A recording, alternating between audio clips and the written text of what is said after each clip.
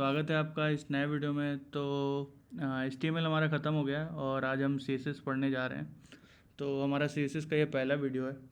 तो चलिए शुरू करते हैं। और अगर आपने चैनल को सब्सक्राइब नहीं किया तो सब्सक्राइब कर लीजिए, जिससे आपके पास नोटिफिकेशन जाएगा जब भी नया कोई वीडियो आएगा। तो चलिए शुरू करते हैं। CSS हम क्यों यूज़ करते हैं? CSS बेसिकली हम स्टाइल करने के लिए यूज़ करते हैं।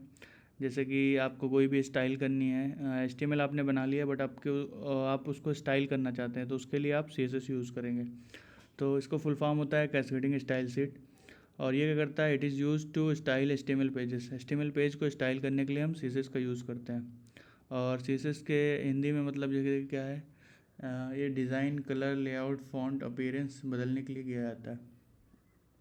इसके एडवांटेजेस होते हैं, कुछ एडवांटेजेस, जैसे कि ये करता है design separate content from design, design से कंटेंट को सेपरेट करता है। फिर रीयूजेबल स्टाइल आप बना सकते हैं, कोई भी स्टाइल है आप उसको रीयूज़ कर सकते हैं कहीं पे भी।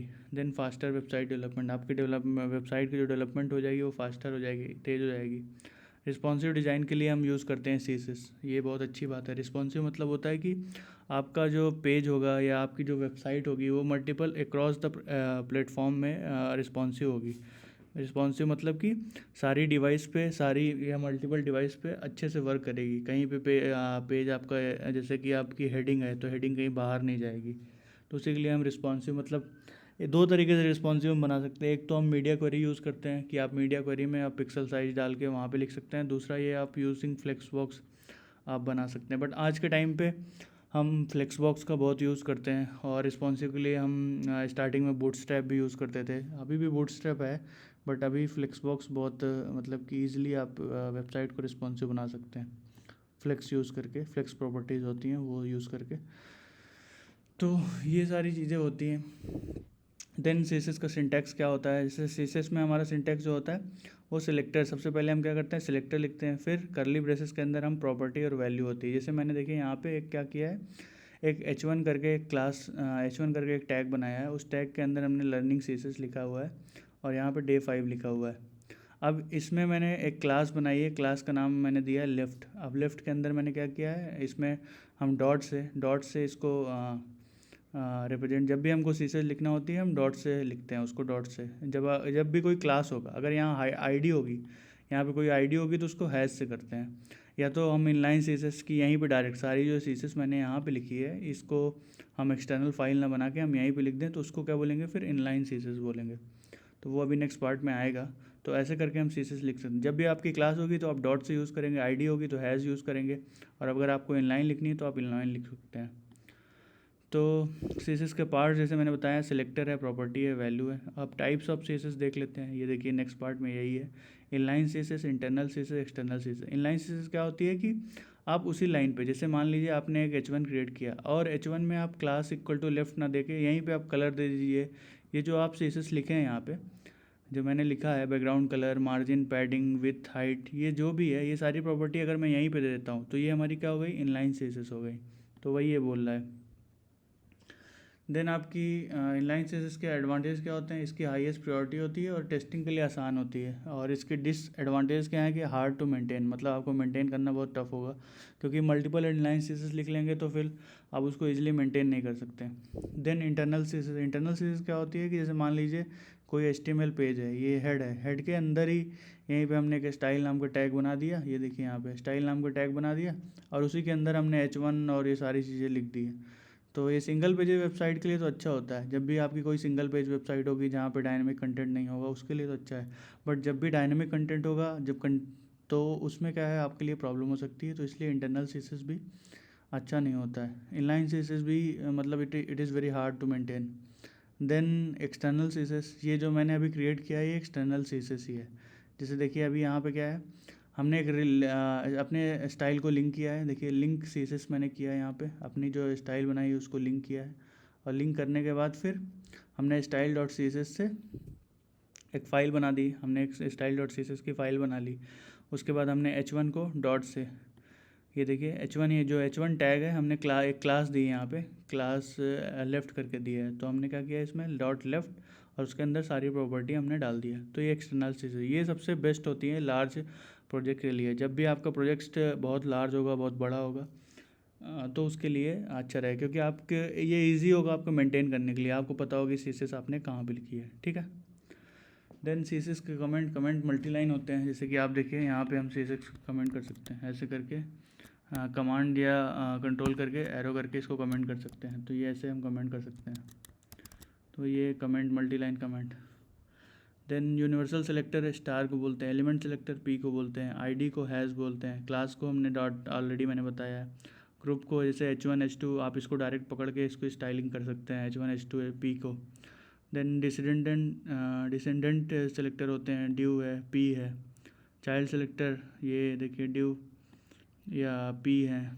देन एडजेसेंट सिबलिंग जैसे H1 और पी हो गए, जनरल सिबलिंग, ये सब चीज़ें क्या हैं, सेलेक्टर्स हैं, ये यूज़ कर सकते हैं जब भी आप अपने स्टाइलिंग कर रहे हैं। देन कलर्स बहुत सारे होते हैं इसमें, जैसे हेक्स होता है, आरजीबी होता है, जब भी आपको आरजीबी देना होता है तो आपको एस फॉर्मेट में देना होगा, हेक्स कलर देना होगा तो हैश करके उसका कलर कोड देना होगा।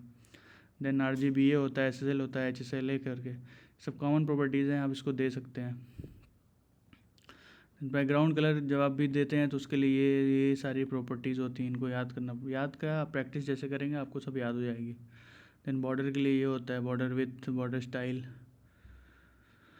तो ये सारी चीज़ें आप लोग यूज़ करेंगे, प्रैक्टिस करेंगे तो फिर आपको याद भी हो जाएगा। देन नेक्स्ट पे चलते हैं, मार्जिन एंड पैडिंग। तो मार्जिन क्या करता है, स्पेसिंग, बॉर्डर के आउटसाइड के स्पेसिंग के लिए हम मार्जिन यूज़ करते हैं। और पैडिंग क्यों यूज़ करते हैं, पैडिंग बेसिकली क्या करता है, वो इनसाइड स्पेस के लिए यूज़ करते हैं। जब भी अंदर हमें स्पेस देना होता है तो हम उसके लिए क्या करते हैं, बॉर्डर के अंदर जब भी स्पेस यूज़ करना होता है उसके लिए हम पैडिंग यूज़ करते हैं। मार्जिन में भी 4 प्रॉपर्टीज होती हैं, जैसे margin top, right, bottom, left, same padding में भी होता है।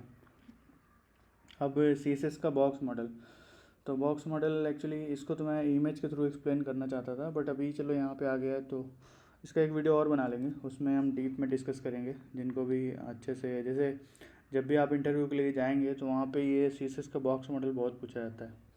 तो जैसे कंटेंट होता है, कंटेंट में पैडिंग होता है, फिर बॉर्डर होता है, मार्जिन, तो एक बॉक्स बनता है, पूरा प्रॉपर बॉक्स बनता है, उसके अंदर सारी प्रॉपर्टीज़ लिखी होती हैं। इसका फॉर्मूला होता है कि जैसे total width equal to margin plus border plus padding plus content, तो ऐसे आपका बॉक्स मॉडल बनता है। देन फॉन्ट्स हम देते हैं अपने जो भी हमारी प्रॉपर्टीज़ होती हैं या कंटेंट होता है उसको अलाइनमेंट के लिए, और उसकी फॉन्ट साइज़ को बढ़ाने के लिए, स्टाइलिंग के लिए, वेट के लिए। तो ये सारी प्रॉपर्टीज़ हैं।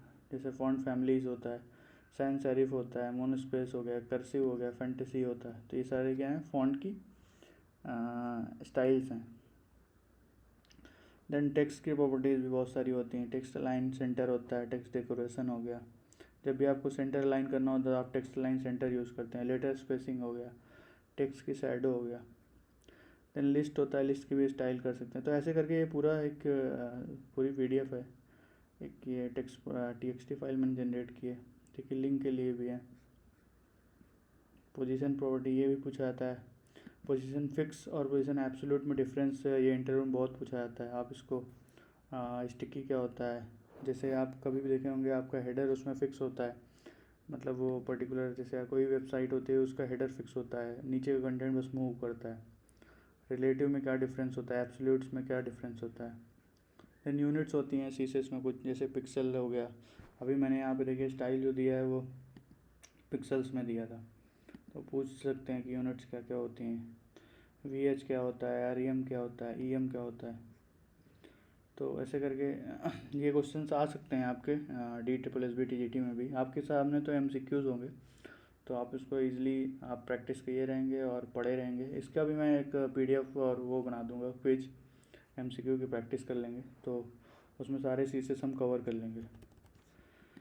देन सीसेस इसकी कुछ कॉमन क्वेश्चन है कि कैस्केडिंग स्टाइल शीट क्या होता है, और सीसेस की फुल फॉर्म बेसिकली होती है cascading style sheet.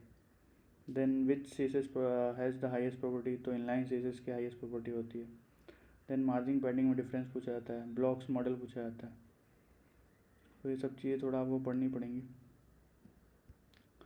Block level और इनलाइन एलिमेंट्स में क्या डिफरेंस होता है, ये भी पूछ सकता है। डिस्प्ले नन क्या होता है।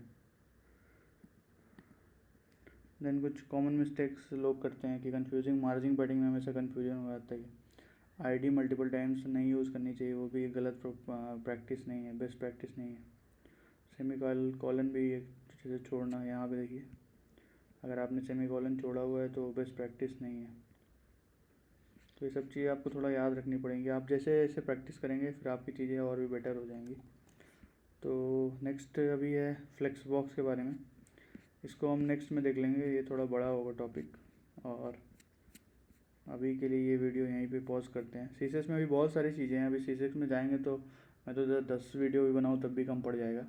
बट एग्ज़ाम के पर्सपेक्टिव से मैं इसकी प्रैक्टिस कर लेंगे हम लोग। इसकी एक PDF मैं AI से जनरेट करवा लूँगा और इसकी प्रैक्टिस कर लेंगे, जिससे आपके सारे क्वेश्चंस रेडी हो जाएंगे। और अगर आपको पर्टिकुलरली CSS पढ़ना है तो फिर मैं वीडियो बना दूँगा, उसमें CSS में हम डीप में पढ़ेंगे और एक स्टाइलिंग करके पूरा प्रोजेक्ट के थ्रू हम देखेंगे कैसे CSS काम करती है और कैसे नेक्स्ट हम उसमें चीज़ें बनाएंगे स्टाइलिंग करके। सो आज के लिए इतना ही, थैंक यू। चैनल को अगर सब्सक्राइब नहीं किया तो सब्सक्राइब कीजिए। और अभी तो बहुत कम सब्सक्राइबर हैं बट आपका रिस्पांस आ रहा है, कई लोगों ने कमेंट भी किए थे, जैसे UPPSC कंप्यूटर वाले में कुछ लोगों ने कमेंट किया, मैंने उनको रिप्लाई किया है।